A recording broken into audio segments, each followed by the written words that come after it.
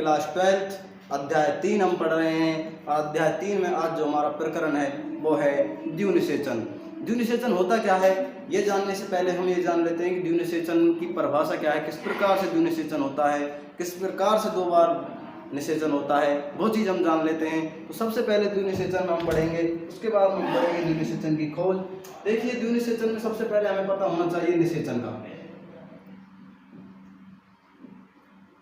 निषेचन हम सभी जानते हैं कि नर एवं मादा युग्मक के संलयन को निषेचन कहते हैं। Fusion of the male and female gamete is called fertilisation. निषेचन क्या होता है? नर एवं मादा युग्मक का संलयन, अर्थात जो निषेचन की प्रक्रिया होती है उसे प्रथम निषेचन या सत्य निषेचन भी कहा जाता है। क्या कहा जाता है निषेचन को? प्रथम निषेचन या सत्य निषेचन। सत्य निषेचन अर्थात जो निषेचन क्रिया होती है उसे प्रथम निषेचन या सत्य निषेचन भी कहा जाता है। तो देखिए इसमें क्या होता है, नर और मादा युग्मक संलयन होते हैं। आपको मैंने बताया था कितने नर युग्मक निकलते हैं? 2 नर युग्मक निकलते हैं। तो देखिए एक नर युग्मक का क्या होता है, यहाँ संलयन हो जाता है, और जो दूसरा नर युग्मक होता है, सेकंड जो मेल गैमेट होता है, सेकंड मेल गैमेट क्या करता है, जो आपका सेकेंडरी न्यूक्लियस होता है, द्वितीयक केंद्रक भ्रूण कोश में आपने पढ़ा था, द्वितीयक केंद्रक ऊपर और नीचे से एक कोशिका आकर के केंद्रक का निर्माण करती है। वहाँ केंद्रक 2 केंद्रक होते हैं। तो ये क्या होता है यहाँ पर द्वितीयक केंद्रक, ये जो दूसरा नर युग्मक है ये द्वितीयक केंद्रक के साथ मिलकर एक त्रिगुणित संरचना का निर्माण करता है, अर्थात जिसमें 3 अगुणित n संरचनाएं होती हैं, जिसे n+n+n कहते हैं। और ये जो प्रक्रिया होती है इसे हम जानते हैं त्रिक संलयन के नाम से, ट्राइफ्यूजन के नाम से इसे हम जानते हैं, त्रिक संलयन के नाम से जानते हैं। तो देखिए द्युनिषेचन में 2 चीज हमने पढ़ी, निषेचन या प्रथम निषेचन या सत्य निषेचन, और दूसरी जो प्रक्रिया पढ़ी वो पढ़ी हमने ट्राइफ्यूजन या त्रिक संलयन। ट्राइफ्यूजन या त्रिक संलयन हमने पढ़ी तो देखा हमने कि एक बार प्रथम निषेचन होता है और एक बार त्रिक संलयन होता है, अर्थात निषेचन की जो प्रक्रिया है वो 2 बार संपन्न हो जाती है। तो जब 2 बार ये प्रक्रिया आपकी संपन्न हो जाएगी निषेचन की और ट्राइफ्यूजन की, तो क्या होगा, 2 बार निषेचन हो जाएगा। ये जो प्रक्रिया है 2 बार निषेचन होने की, इसे ही कहा जाता है द्युनिषेचन या डाई फर्टिलाइजेशन। ये जो द्युनिषेचन की प्रक्रिया है इसकी जो सर्वप्रथम व्याख्या की थी वो की थी नावासचिन ने। इसकी सर्वप्रथम व्याख्या नावासचिन ने की थी, और इन्होंने भी इसका अध्ययन कहाँ किया था, लिलियम नामक पौधे के अंदर किया था। तो हमने समझ में आ गया हमें द्युनिषेचन क्या होता है। ठीक है, आगे चलते हैं। द्युनिषेचन की प्रक्रिया हमने पढ़ ली। द्युनिषेचन की प्रक्रिया में प्रथम निषेचन और त्रिक संलयन के अनुसार 2 बार जुड़ करके क्या होता है, निषेचन की प्रक्रिया संपन्न हो जाती है, और 2 बार निषेचन की प्रक्रिया संपन्न होने को क्या कहते हैं, द्युनिषेचन कहते हैं या डाई फर्टिलाइजेशन कहते हैं। अगला जो आपका टॉपिक है वो है भ्रूणपोष। अगला जो आपका टॉपिक है वो है भ्रूणपोष, या इसे हम बोलते हैं एंडोस्पर्म। एंडोस्पर्म भ्रूणकोश क्या होता है? देखिए हमने एक संरचना पढ़ी, सेकंड चैप्टर में मैंने आपको बताया था भ्रूणकोश ऐसी संरचना होती है जो क्या करती है, भ्रूण को पोषण प्रदान करती है। अर्थात एक चीज आप यहाँ समझ लें कि भ्रूणकोश का जो मुख्य कार्य होता है वो क्या होता है, भ्रूण को पोषण प्रदान करना। कुछ समय के लिए क्या करती है, भ्रूणकोश संरचना भ्रूण को पोषण प्रदान करती है, इसलिए इसे अल्पकालिक पोषक भी या अल्पकालिकोशी भी कहा जाता है।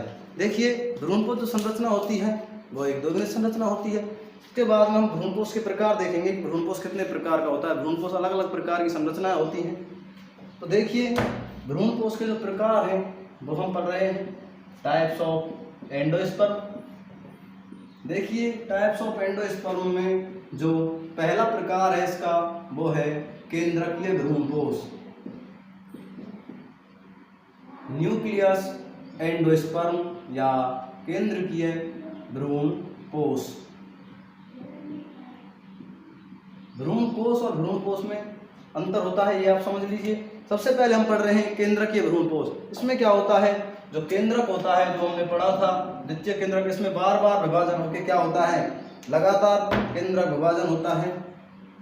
तो क्या होता है, अनेक केंद्रकों का निर्माण होता है, लगातार केंद्रक विभाजनों से अनेक केंद्रकों का निर्माण होता है। संरचना भी मैं आपको इसकी बताऊंगा अभी। अनेक केंद्रकों का निर्माण होगा और ये केंद्रक कहाँ चले जाते हैं, परिधि की तरफ गमन करते हैं, अर्थात परिधि की ओर गमन। कहाँ करते हैं ये गमन, परिधि की ओर करते हैं। केंद्रक जो देखिए ये केंद्रक के भ्रूणपोष होता है, इसके चारों ओर कोशिका भित्ति नहीं पाई जाती, लेकिन जो केंद्रक होता है उसके चारों ओर कोशिका भित्ति पाई जाती है। तो आप कहेंगे कि कोशिका भित्ति का निर्माण नहीं होता है। क्यों नहीं होता है, क्योंकि मैं आपको बता रहा हूँ कि भ्रूणपोष के चारों तरफ कोशिका भित्ति का केंद्र के भ्रूणपोष में निर्माण नहीं होता है। तो आप कह सकते हैं केंद्र के भ्रूणपोष में कोशिका भित्ति का निर्माण नहीं होता है। और इसका जो मोस्ट इम्पोर्टेंट जो आपको पार्ट है वो समझना है, इसका एग्जाम्पल, और इसके एग्जाम्पल हैं 56% जो आपके एंजियोस्पर्म्स पाए जाते हैं उनमें क्या पाया जाता है, केंद्रकीय भ्रूणपोष पाया जाता है। अब देखिए इसकी संरचना किस प्रकार का पाया जाता है। इसमें एक काम और होता है, इसमें क्या होता है, रिक्तका का निर्माण होता है, अर्थात बीच में खाली स्थान बच जाता है, इससे क्या होता है, रिक्तिका का निर्माण होता है। ये क्या है, केंद्रकीय भ्रूणपोष के लक्षण हैं। और केंद्रकीय भ्रूणपोष जो आपका पाया जाएगा वो इस प्रकार का पाया जाएगा, आप ऊपर की तरफ देख लीजिए।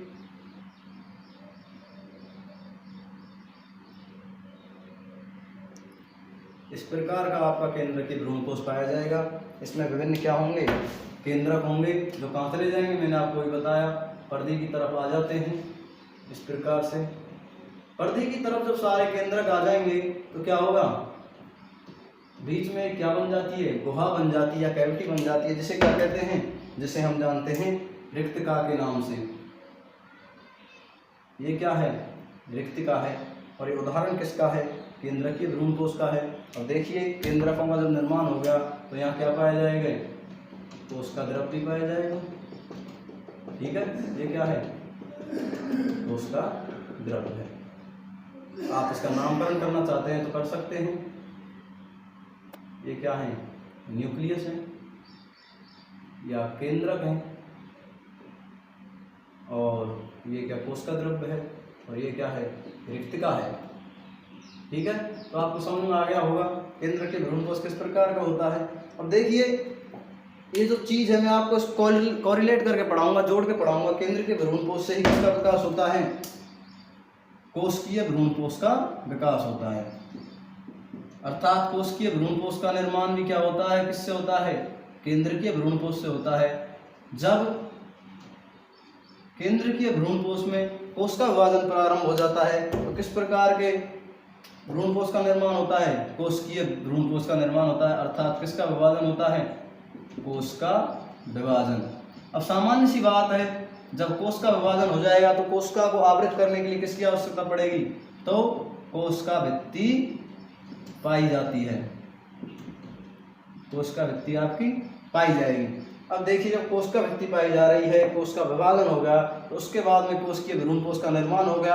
और कोशिकीय भ्रूणपोष जो पाया जाता है अधिकतर वो पाया जाता है गैमोपेटेली एक वर्ग है, इसके जो सदस्य हैं उनमें क्या पाया जाता है, कोशिकीय भ्रूणपोष। एक आप उदाहरण भी इसका देख सकते हैं, बेर वेस्कम, ये एक पौधा है, इसमें क्या पाया जाता है, कोशिकीय भ्रूणपोष पाया जाता है। और यदि इसकी संरचना पर हम ध्यान दें तो इसकी संरचना इस प्रकार की पाई जाती है। इसमें क्या होता है, कोशिका के चारों तरफ आवरण का निर्माण हो जाता है, और इसमें क्या, चूसकांग विकसित हो जाते हैं, यानी कि भोजन को चूसने के लिए कुछ अंग विकसित हो जाते हैं। तो क्या होता है, चूसकांग भी विकसित हो जाते हैं, चूसकांग विकसित हो जाते हैं। अब देखिए इसकी संरचना इस प्रकार की पाई जाएगी। अर्थात देखिए आप, विभिन्न केंद्रकों का जब निर्माण हो जाएगा तो इसमें क्या होगा, अपनी ये प्रत्येक अलग कोशिका का निर्माण कर लेंगे। इस प्रकार से प्रत्येक केंद्र क्या होगा, अलग कोशिका का निर्माण कर लेगा, कोशिका भित्ति का निर्माण हो जाएगा। इस प्रकार से विभिन्न केंद्रक और कोशिकाएं निर्मित हो जाएंगी। और एक चीज और मैं आपको बता दूं, जो चूसकांग निकलते हैं वो कहाँ से निकलते हैं, इस प्रकार परिधि की ओर चूसकांग विकसित हो जाते हैं इनकी गुहाओं पर। इस प्रकार से क्या होते हैं, चूसकांग विकसित हो जाते हैं जो भोजन को चूसने का कार्य करते हैं। ठीक है, ये चीज़ आपको समझ में आ गई होगी। इस प्रकार का आपका कोशिकीय भ्रूणपोष पाया जाएगा। लास्ट संरचना आपकी बची है हेलोबियल भ्रूणपोष। क्या बची है, हेलोबियल भ्रूणपोष। हेलोबियल भ्रूणपोष क्या होती है, हेलोबियल भ्रूणपोष जो होता है वो क्या होता है, केंद्रकीय भ्रूणपोष और कोशिकीय भ्रूणपोष की मिलीजुली संरचना होती है। एक चीज मैं आपको बता दूं, केंद्रकीय भ्रूणपोष है, यहाँ से नीट में बहुत इंपॉर्टेंट प्रश्न आता है। और वो प्रश्न किस प्रकार से आता है, वो प्रश्न इस प्रकार से आता है कि जो नारियल के अंदर, अर्थात मोस्ट इंपॉर्टेंट आप कह सकते हैं, नारियल पानी जो होता है उसमें कौन सा भ्रूणपोष पाया जाता है, तो आप कहेंगे केंद्रकीय भ्रूणपोष उसमें पाया जाता है। अर्थात नारियल में जो पानी अंदर भरा हुआ होता है वो क्या होता है, केंद्रकीय भ्रूणपोष का भाग होता है। तो हम कह सकते हैं नारियल पानी में क्या पाया जाता है, केंद्रकीय भ्रूणपोष पाया जाता है। हम पढ़ रहे थे हेलोबियल भ्रूणपोष, केंद्रकीय भ्रूणपोष और कोशिकीय भ्रूणपोष की मिलीजुली संरचना है, उसे हम क्या कहते हैं, केंद्रकीय भ्रूणपोष और कोशिकीय भ्रूणपोष की मिलीजुली संरचना क्या होती है,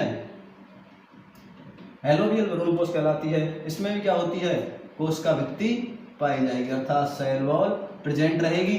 अब देखिए इसकी संरचना कैसी पाई जाती है, संरचना में इनकी कोई खास अंतर नहीं है, इसी प्रकार की इनकी संरचना पाई जाएगी। इस प्रकार से सेल वॉल इसमें उपस्थित रहेगी, ठीक है, और कोशिकाएं केंद्रक के साथ उपस्थित रहेंगी। इस प्रकार से आप कह सकते हैं हेलोबियल भ्रूणपोष भी पाया जाता है। हमने पढ़ लिया भ्रूणपोष के प्रकार। भ्रूणपोष का मुख्य कार्य क्या है, भ्रूण को पोषण प्रदान करना। इस चूसकांगों की सहायता से क्या करता है, प्रोटीन, वसा, जो भी मुख्य पदार्थ होते हैं भोजन के लिए उपयुक्त, उनको अपने चूसकांगों की सहायता से ग्रहण करती है और भ्रूण को क्या करता है, पोषण प्रदान करता है। फिर हमने पढ़े भ्रूणपोष के प्रकार। सर्वप्रथम हमने पढ़ा केंद्रकीय भ्रूणपोष, न्यूक्लियस एंडोस्पर्म। केंद्रकीय भ्रूणपोष में हमने देखा कि जो केंद्रकीय भ्रूणपोष होता है इसमें अनेक केंद्रक विभाजन द्वारा अनेक केंद्रकों का निर्माण होता है। और वो केंद्र कहाँ चले जाते हैं, परिधि की तरफ चले जाते हैं। परिधि की तरफ चले जाने से मध्य में एक गुहा का निर्माण हो जाता है जिसे रिक्तिका कहा जाता है। रिक्तिका का निर्माण हो जाएगा, कोशिका भित्ति अनुपस्थित पाई जाएगी। इसके जो 56% एंजियोस्पर्म है उनमें क्या पाया जाएगा, केंद्रकीय भ्रूणपोष पाया जाएगा। और देखिए जो नारियल पानी है, जो प्रश्न बार बार यहाँ से पूछा जाता है, अधिकतर पूछा जाता है second grade, first grade, lab assistant, और जो भी आपके बायोलॉजी, जीव विज्ञान, साइंस से संबंधित जो पेपर है उनमें क्या पूछा जाता है, नारियल पानी में जो पाया जाता है कौन सा भ्रूणपोष पाया जाता है, किस प्रकार का भ्रूणपोष नारियल पानी के अंदर उपस्थित होता है, ये पूछा जाता है। उसके बाद हम पढ़ा कोशिकीय भ्रूणपोष।